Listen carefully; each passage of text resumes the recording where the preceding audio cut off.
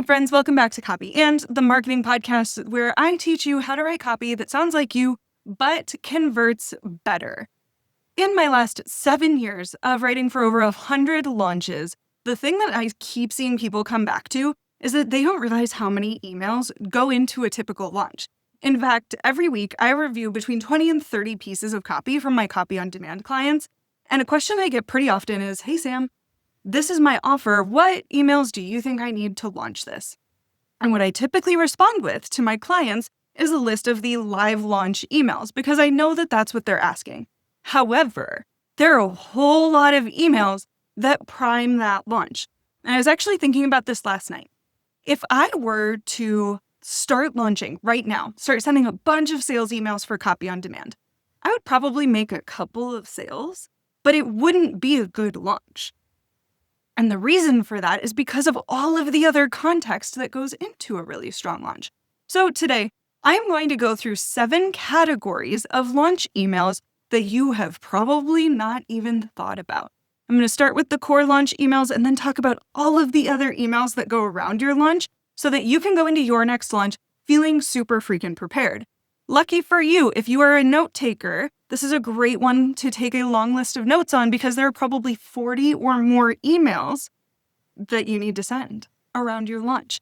However, I have also turned it into a checklist. It will be at the link in the show notes, and you can grab it for $1 when you use the code podcast. That'll bring the price down to $1 for you. So go to the show notes, grab the checklist for the launch emails that you're probably forgetting to send, and use code podcast to get it for $1.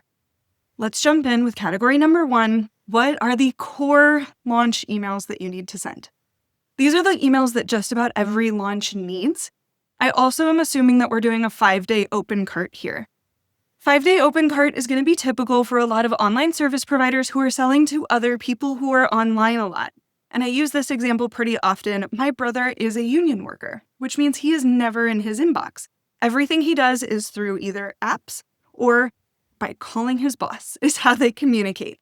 So that man only really checks his email when he forgets his Netflix password.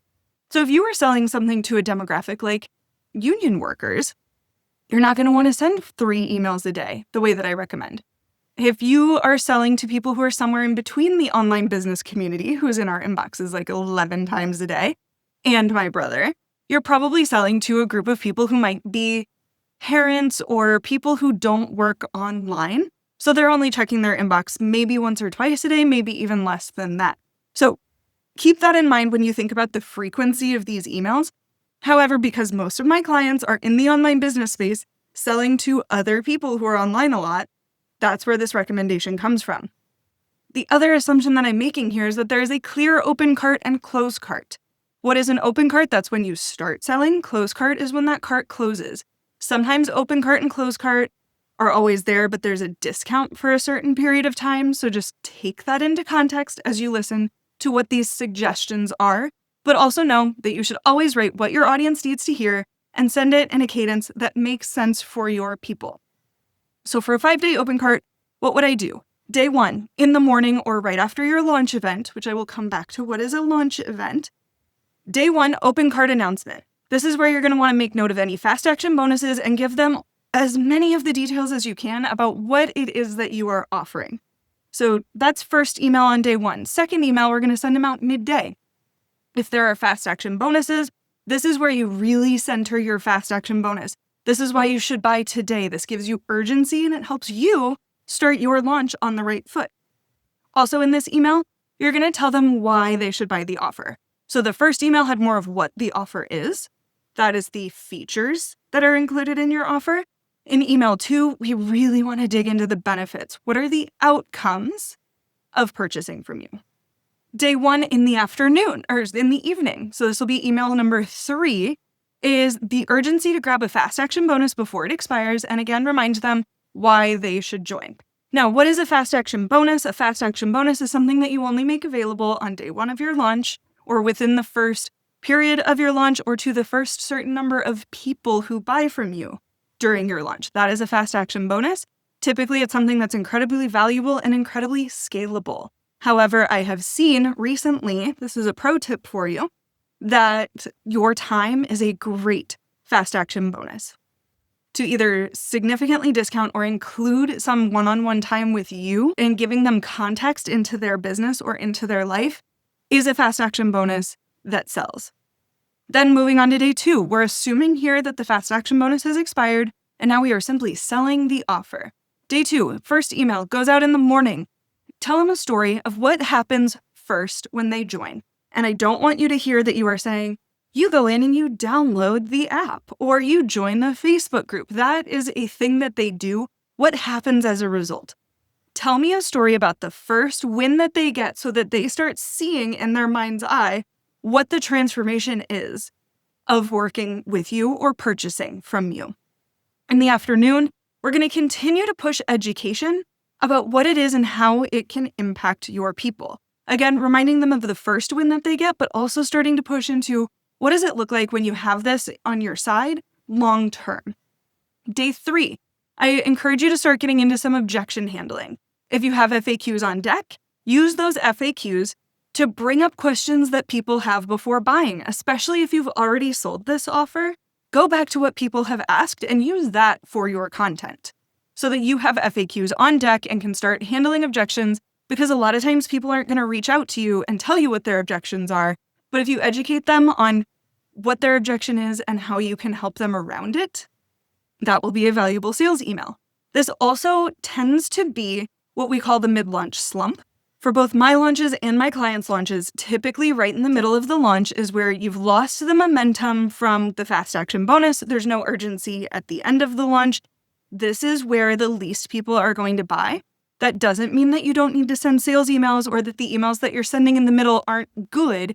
It's just this is you building that case. This is you helping them understand why they should buy. And I encourage you to go back a couple episodes to the EduSelling episode. I want to say it was episode number 29, but it's about 3 episodes ago. And we talk more in that episode about what it looks like to educate towards a sale versus to push towards a sale or to shame towards a sale, which we don't want to do. So day 3 in the morning, start handling objections. Day 3 in the afternoon, start talking about additional value. You've probably at this point in your emails mentioned the other things that are involved in your offer, but this is your opportunity to talk about how the main offer is, of course, worth the investment, but also what are the other things that are included that are super transformational for them. I'll give you an example.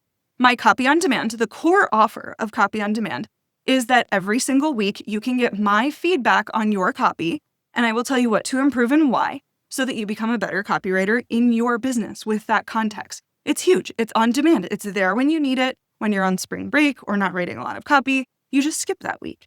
That's the core offer. In an email like this, what I would do is talk about the other things that make it worth the $250 a month. For example, every quarter, you can get on my calendar for a strategy session. That is the feature. The benefit that I would talk about here is that in the past, people who have used these half-hour sessions on my calendar have mapped out their entire launch. They've had me sit there with them as we start to rewrite their sales page for better conversions. Or they've used it to give me a bunch of context on their business so they know that they're using Copy on Demand to the best of their abilities while they're in the membership. Those are the benefits that come along with the feature. The additional feature included in Copy on Demand is you get one-on-ones on my calendar. It is the cheapest, most effective way to ask me anything. So that would be an example of adding additional value. Typically, that's where you start to really build that up midway through the launch. Day 4 in the morning, I love a good social proof email. And I'm going to say that this is a social proof email. However, I think it's even more impactful when you have some social proof smattered throughout all of your emails. So what does a social proof email look like? That is where you tell client success stories that align with your ideal audience's goals, and you include screenshots of testimonials, videos of testimonials, whatever you can, if possible.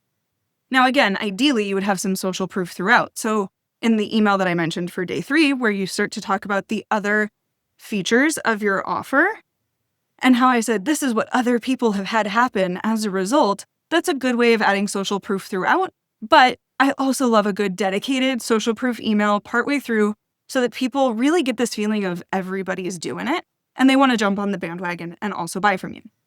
Second email on day 4, this is where we really start to twist the knife and talk about urgency. Typically, the theme of this email is if not now, then when.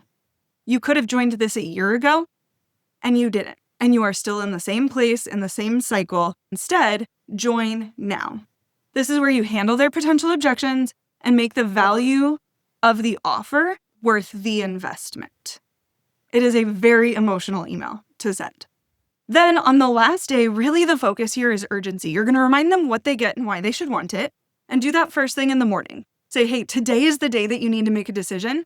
I want to make this super easy for you. So as a reminder, here is what is included and how it will change your life or your business or your relationship or whatever it is that you're selling. So you're giving them kind of one big overview. Then midday, this is where you answer any last lingering questions. In the evening, you send them the close cart email. These are the final details that you need to know to make an educated buying decision. And also on this last day, I love adding a video or an opportunity, even on day 4, to get on your calendar so that you can have a conversation. Typically, I would only do this for an offer that is worth over $2,000, just so that you don't end up getting a ton of calls on your calendar on a Friday as a surprise. Or invite them to an open house where they can come demo the offer and ask any final questions. I would just make sure that the context around that offer to get on a call is very clear, that you're not just here to pick my brain. You are here to see how the offer works and make a buying decision. So you can start adding those bits of urgency in day 4, day 5. So day 4 in the morning, give them a big call for urgency. In the late morning, give FAQs. In the afternoon, remind them that the cart is closing. Take into account time zones here. You may want to have it a little bit earlier if you're in Pacific time, because you don't want your East Coast people to already be asleep and checked out by the time you send this email. So think of it as like end of work day. And then a very short email as a last call. This is your final chance to buy. Typically, this goes out 4-ish hours before the cart closes. Again, just thinking about it in terms of where are they? What are their goals? And where are you? Think about time zones. So that was the bulk of your launch emails, right? Those are your sales emails. Those are the ones that people come to me to write. But what are the other 6 categories? This is where it gets fun. Because again, if I were to just start selling to my list right now and be like, great, guys, great news. Oh, cart is open. Get excited. Buy copy on demand right now. People aren't primed. They're not ready to spend $2,000. So what do we need to do to get them ready? That is category number 2. That is your pre-launch emails. These are the emails that you're sending for anywhere from 1 to 4 weeks before you open your cart. These emails are meant to get people excited about the topic of your offer and are made to build your authority. So this is where you want to be sharing things like case studies and kind of thought pieces on how you feel about your offer. This is also where most people have a launch event, and I told you I would come back to this. So what is a launch event? A launch event is a webinar, masterclass, challenge, some sort of thing that happens live that gets people so ready to buy. It typically solves the very first problem that your offer solves, so that it's a natural liaison for you to say during that event, if you want to keep working on this, join here. Challenges are really making a comeback. Webinars have always been around, masterclasses, things like that that feel super educational and valuable to your people, that show them that you know what the heck you're talking about, so that they're like, yeah, you can continue to solve all of my problems. During the launch event, that is typically where you open your cart and your launch will be officially open for business. What emails do I recommend here? I would say 3 to 5 invites to your launch event in the 1 to 2 weeks leading up to the event. I typically would send at least 3 invites to your full list. Now, I will also say, I have clients who get really excited about something, they know it's a month out, and they start sending emails to their list way far out. I will tell you this, I had between my 2 webinars, I held one in December and one of January this last year, over 40% of my live attendees joined within 24 hours of the event, or they registered within 24 hours of the event. So that is something to think about, is just because your webinar isn't full and you're getting like low reception 2 weeks out, 4 weeks out, don't get bummed out. Keep pushing this to your list and keep asking your affiliates, which I will come back to push it to their lists as well. See if your friends, see if your live attendees, the people who have already registered, want to share this thing with their friends. So that is category 1 here in your pre-launch, is the invites to your launch event. You want to get people to the thing that gets them excited to buy from you. Then you're also going to need show-up reminders for your launch event. there are a lot of show up reminders. These go to the people who have registered for the event but have not yet attended it. So you're going to want email 1 as a confirmation email that says, hey, you're in, and remind them why they should show up live. The biggest missed opportunity I see in these show up emails is just saying, hey, remember you signed up for this thing. I'm going to tell you this. I am 34 years old. I am a millennial. There is a classic trope for millennials that we love canceled plans. And I'll tell you, most of my clients also fall into the millennial-ish category. So people love canceled plans. And if you don't remind them why they should show up, they're not coming. So in that very first confirmation email, you're in and you are going to blank. What is the outcome that they are going to get from showing up to your thing? And don't forget this either. Give them the option to add it to their calendar. Too many of us in the world are corporate escapees or still in corporate, which means we live by our calendars. Give them the option to block it on their calendar. Also, people are putting up big boundaries around their emails. They're not sitting around in their email hoping that somebody reminds them they're supposed to show up to something today.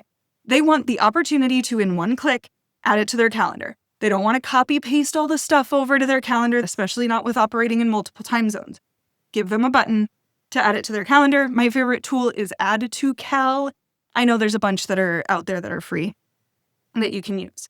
Then 5 days before, and not everybody's going to get this email, but this is for the folks who joined way before and you want to remind them to show up. Remind them that they signed up and that they should show up live. Potentially offer them a show up bonus, which would be something that you just give them at the end of the time so that it makes it worth showing up at all. And remind them to add it to their calendar. All of these emails, all of your show up sequence should have a button that says add it to your calendar here. 2 days before, very similar email, but more people are going to get this because remember, people register for things last minute. Remind them what they're going to get out of the event, not what they're going to receive, but the transformation. What are they going to know? What are they going to go into the world having that they don't now? What is the problem that you're solving? Give them the option to add it to their calendar. Day before, again, very similar. 1 to 2 hours before, this is the part where they're busy and they're looking for something to give today. And this is where they are most likely to say, I'm just going to watch the replay. So this is the part where they decide that showing up live is worth it. So remind them why showing up live is worth it. Sweeten the deal potentially by reminding them that there's a show up bonus and include the link to join right away because this is going to be at the top of their inbox. So rather than adding it to their calendar, you can say add to your calendar here or here's the link to join when the time is right. Then final email here, send an email that says we're starting now and it includes the link to join just straight over to your Zoom link, not necessarily to add it to their calendar, and remind them why they should be there. So that was group 2, is your pre-launch emails. You're going to send a bunch to your list, getting them excited about the topic. Category 2 within this was the emails to invite them to your launch event. And then 3rd is the reminders to show up once they have signed up. So there's a lot of pre-launch emails here as well, getting them excited about your open cart. Category number 3 is your affiliate emails. And before I jump in, remember I have this checklist, guys. It's so easy to use. Go to the link in the show notes. It's called the launch emails that you're not sending. It is a checklist of every single one of these emails. And if you're not going to send all of these emails, it's just in Google Docs. So you can go through, delete the ones that you're not going to use, and then use this checklist and this document to just start writing the emails that you are going to write. So it's there and it's organized the way that I organized my launches. So you're basically just swiping my entire launch checklist.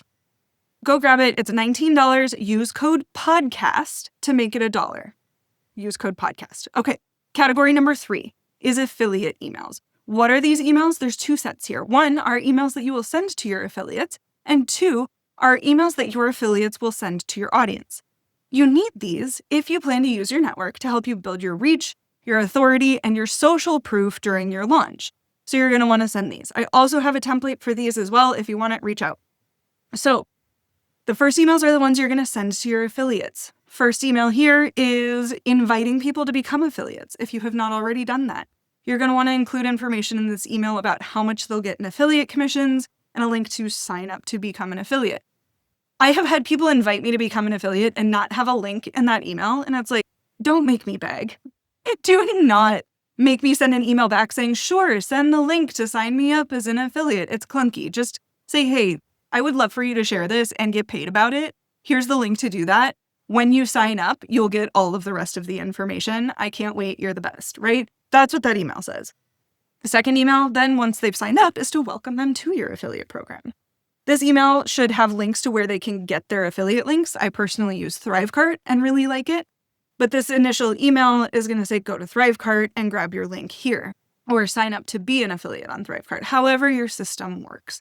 Third email is you're going to have several emails for this third category, but you're informing them about your upcoming launch. You're pre-launching both to your audience and to your affiliates so that they know what's coming. They can talk about it in a more educated way. When they talk to their clients or their friends about their issues, they're going to say, hey, I was just talking to Sam and she has this event. Here's the link, right? So you're going to include in every single one of these emails links to where they can get their affiliate links, any information about the upcoming launch. Make sure you include who, what, where, when, why. A good friend of mine does ads, and she asked me to share something of hers recently. And nowhere in her collateral nor on the sign-up page did it say what the dates were for her launch event. So always ask yourself, even if you're a pro and an expert and you've written a million bazillion opt-in pages in the past, are we sharing with everyone the very basics of what's happening here? Who should go, where it's happening, when it's happening, why they should come. And then you're also sending emails to your affiliates during the launch. So you're kind of running two launches at the same time. If you have affiliates, include links to get their affiliate links in every single email, how much they'll make in commission, links to their swipe files, which is category number 2 in the affiliates. Those are the emails you send to your affiliates. Now I'm transitioning to your swipe files, which is the emails that your affiliates will send to their audience. There's going to be at least 2 emails here. The first one sharing your free event, which is your launch event. You also want to, when you send this to your affiliates, encourage them to edit these emails so that it's in their voice, and also so that people don't get a bunch of the same email from a different group of people. And also including key dates and other information so that your people can basically just copy paste this over to their list and not have to go digging for the information. You basically want to make it as easy as possible for them to share your stuff. And then a second email sharing your paid offer once your open cart is live. Again, remind your affiliates when they can send this, because you don't want them accidentally sending this before or after your open cart. So that was category number 3, is your affiliate emails. Category number 4 is your waitlist emails.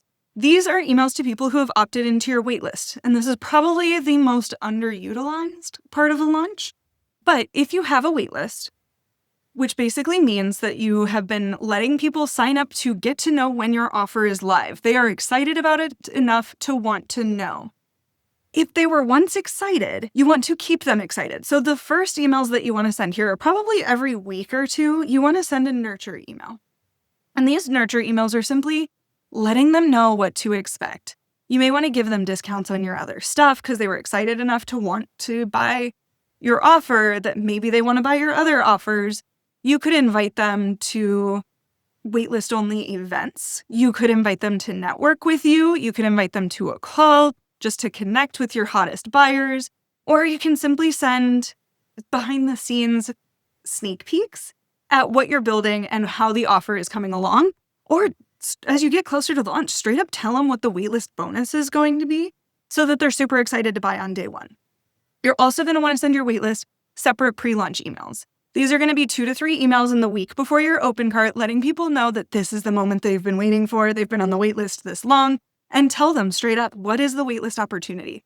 Do they get early access? Which means that they get early access to your fast action bonus that is limited to the first 5 people. So it might be a waitlist only bonus if they buy early.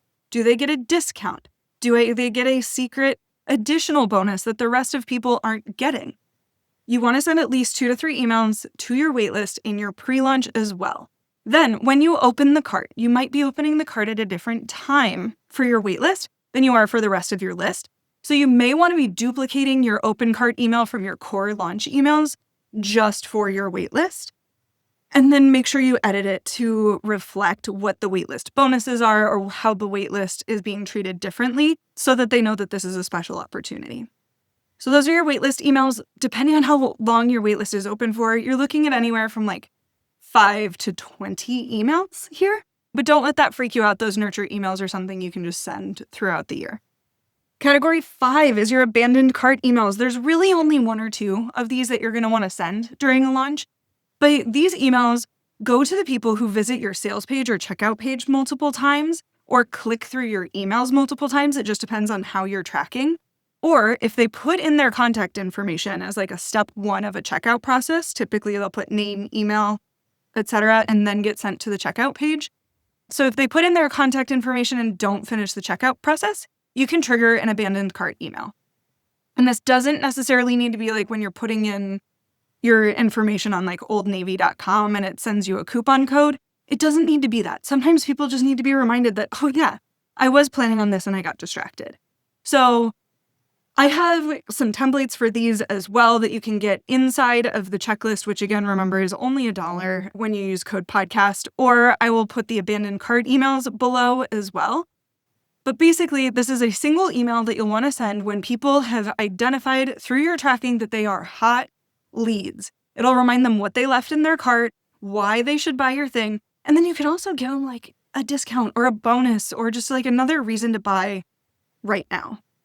So that's your abandoned cart email. Category 6, remember there's 7 of them, are your post-sale emails. These are emails that go out to people after they buy your thing.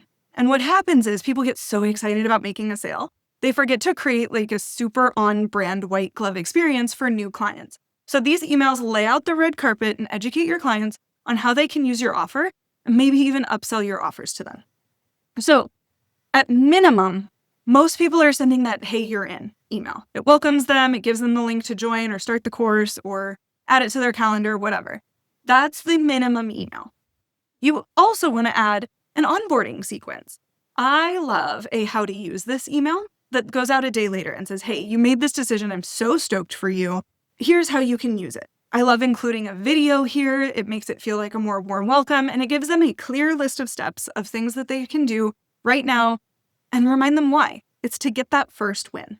Remember to use this email, and that goes out a few days later, and you can send as many of these as you want. I typically like a 2-week onboarding where people have the opportunity, again, to add things to their calendar, get their bonuses, schedule things with you. Whatever that like white glove onboarding is that you're providing, do that. Because what doesn't feel good to buyers is to feel like once you made the sale, you started to forget about them. So we don't want to do that here. We just want to welcome them and also make sure that when they start this sequence, they get out of your sales sequence so that they're not still being sold to and getting tons of emails from you over in the launch sequence, but getting ignored in the onboarding sequence. So we want to make sure that those two things are working in tandem. Finally, category number 7 is the post-launch emails. So those were the post-sale emails to people who bought. What about all the other people who didn't buy? Because typically you're only selling to about 2 to 4% of your list on average. So what about the other 96% of people? I get it. Launching is exhausting. The worst thing you can do is leave your list hanging after blasting them with a bunch of launch emails. We don't want to do that. So your post-launch emails are an opportunity to educate all your new leads about everything else that you offer and remind your former audience why they should stay on your list. Just because they didn't buy from you doesn't mean that they're not valuable or that they're not looking for you to solve their problems. Maybe they just need it in a different way than what you just sold to them. So I have a bunch of ideas. This isn't necessarily a sequence, but as long as you are not neglecting them, you could ignore these and just go back to your regular old nurture emails. But I'll tell you what happened to me and then I'll go to these examples. I launched Copy on Demand again back in December, January. And I recently had a couple people reach out to me and ask for a recommendation for a copywriter. And I was shocked because I am a copywriter. But what happened was I grew my list by about 1,000 people during my launch.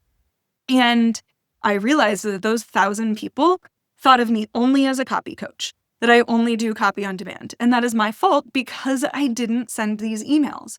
I didn't tell them everything else that I did. I just kind of went into like, and now I have these great clients. Look at them. And went back into nurture emails and started talking about my experience in copy on demand because I was so used to talking about copy on demand and copy coaching and how to help you write copy that sounds like you but converts better. So that's a mistake that I made. Don't make it. So here are some ideas of what you could send / what I probably should have sent is 1, upsell emails. Your new clients could also be involved in these emails, maybe offering the opportunity to really drive it home, upgrade to VIP, get a one-on-one with you. What are other ways that they can work with you? This could be an email sequence. It could just be a couple of one-off emails to your whole list. Also, there's downsell emails. If people don't buy from you, you could offer them something lower cost or lower commitment. This could also be a downsell sequence that you just plug in every time somebody makes a purchase from your high-ticket offer. There's also the opportunity to self-segment.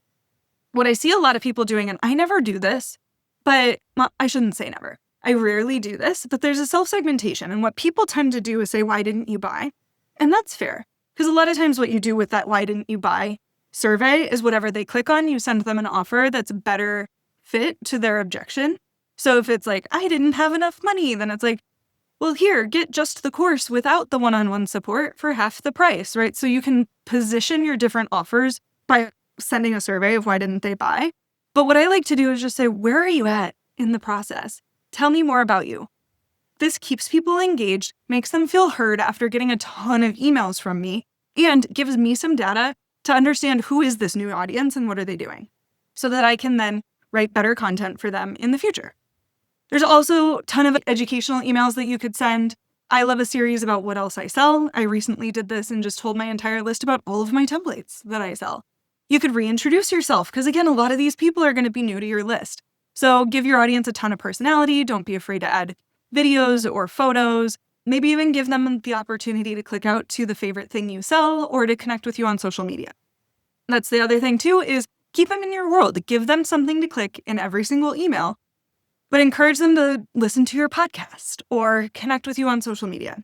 And finally, you could run a flash sale, give them a discount to every offer in your store as a thank you for sticking around during your launch. So the cart would be closed for your main offer, but you could offer them a discount to something else just to see where people are at, especially while they're still super engaged. So if you feel super overwhelmed, that was 7 categories of emails. We started with your core launch emails that you need to send during every launch, your pre-launch emails, your affiliate emails, your waitlist emails, your abandoned cart emails, post-sale emails, and post-launch emails. That's a lot. That's like 40 plus emails that probably are all going out within about 6 weeks of each other. And that's not necessarily what I want you to do. I don't need you to set aside a week to write all of these emails. Some of them, like your pre-launch and post-launch, can be written in the moment while you're writing the rest of your sales emails. But you can hire me to help you write all of it. If I were to write all of those for you, it would probably be between an $8,000 and $12,000 price point, depending on your business and which of those emails you choose to write. You could hire me to write your core launch emails. That project is typically about $3,000 to $4,000. Or you could hire me to write for you just in a VIP day, and I could outline everything and just fast forward your writing process and be like, these are the emails you need to write. So a VIP day is $2,500. For any of those options, you can get on my calendar at nomadcopyagency.com/contact. If you have additional questions for me, reach out. I'm the only one in my inbox or my DMs. So you can reach me on Instagram at nomad.copy. My email is samantha@nomadcopyagency.com. My website is nomadcopyagency.com. And I encourage you to grab this checklist. It's really well organized, and it's exactly what I use when I write for my launches. Again, you can grab that at the link in bio. It's the launch emails you are not sending. And to bring it down to just $1, use code podcast. I hope you have a great week. I am cheering you on in your launch. If you're launching soon and have questions, reach out. Otherwise, I will see you on next week's episode.